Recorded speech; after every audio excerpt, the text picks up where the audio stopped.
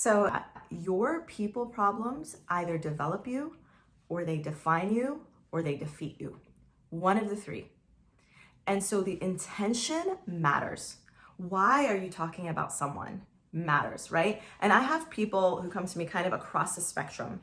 So I have clients who feel completely entitled to their judgments, completely entitled to their anger, completely entitled to their resentment about other people. And they're gonna tell me the juice and they don't even think twice. It's not something that's on their radar, right? On the other hand, I have people who hold back because they're trying to be protective, and then in real life, they're resentful, they're angry, they're reacting, they're blowing up. You have to deposit your people problems somewhere. The question is, who do you deposit it with? And I have a litmus test, 3 things that you should check before you trust someone to tell your people problems to.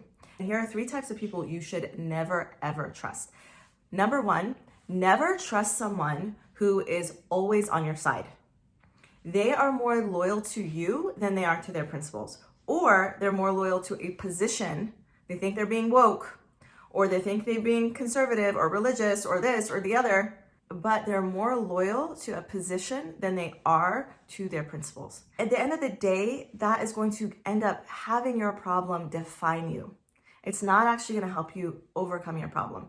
So the second litmus test that you want to have for a person is, do their words and their actions match, right? Do their results, are they evident? Success leaves clues. Does their life, the way they carry themselves, the way they handle their relationships, does it leave you a breadcrumb trail of clues to follow in the way that they are themselves, right?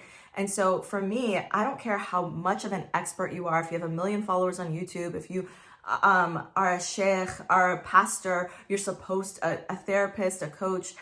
There are a lot of people whose lives do not align with what they say, 100%. And you really want to watch for that, because we have a tendency to just follow authority because they happen to look successful. You need to make sure that you are watching and observing way more than just their words. And you want to be intentional about the area of success that you want to have. Do you want better boundaries? So go to someone who's good at that, and they show that they're good at that just by the way that they speak to you. Do you want to be better at like bringing people in close and not freaking out every time something happens and pushing them away? So go to people who have deep relationships, who have solid friendships. You want to be better at conflict. So go to someone who is good at communication. Success leaves clues. Make sure that people's words match their actual results in their personal life. For me personally, as a coach, if somebody asks me about my family dynamics, I'm an open book for the most part. I will not tell you about a problem that I am currently struggling with because I'm in the middle of that mess, but I will tell you everything about the past, and I will tell you about my dynamics, like generally speaking, right? Not everybody can do this. So like therapists, for example, they are trained to create a little bit more of a boundary in that way. So they won't necessarily tell you about their personal life. Me personally, as a coach, I have the freedom to do that, and I will. These are just part of my values. I find that this helps my clients. So I talk about my personal life, and you will have access to that. But again, you want to have a way to gauge this, and you don't have to necessarily know somebody's life story to know this. You can even notice how they treat you, how they treat other people. If they're an expert on YouTube, are they talking out 2 sides of their mouth? On one hand, they're saying this, on another hand, they're saying that. Listening to someone who doesn't have good discernment in their own life will likely result in you getting your people problems to defeat you, not to develop you, right? And that is a clue. If you keep going to this person and they give you advice that's not really applicable, that doesn't really, is not nuanced in terms of like the discernment factor. A lot of times we have values that tend to clash. For example, I have a value of justice and I have a value of compassion, right? When to do what, when to be compassionate or when to be a stickler about what is fair and what is not always easy to navigate. So I always go to people who feel like they have this balance down. And I'm going to go to someone whose life tends to reflect that they don't err on one side or the other, the clue that you're going to have is that this person's advice either works and it's effective or it's not. And that's another way you can know if this person's talk actually meets their walk. Now, the third type of person you should never trust is that if that person accepts a position of too much power in your relationship, What do I mean by this? Sometimes we have friends who give us advice and they're like, well, did you listen? Oh, you don't listen? See?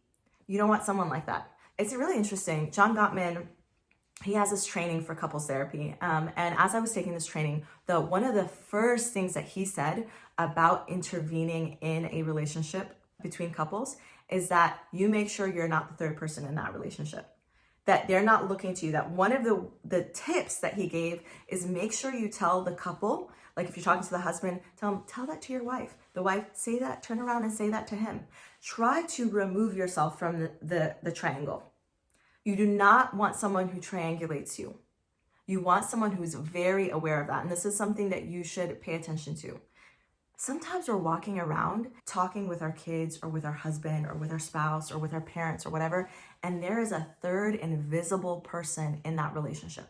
There's a ghost there, and they are affecting how you communicate, what is happening, what is playing out between you and these other people. You want to make sure you find someone who bows out of that position, who doesn't want that position, right? Does this person have wisdom in this way? Like where maybe they care about you. Maybe this is somebody who's very important in your life. And I know with our cultures, a lot of times we're too enmeshed in other people's relationships, right?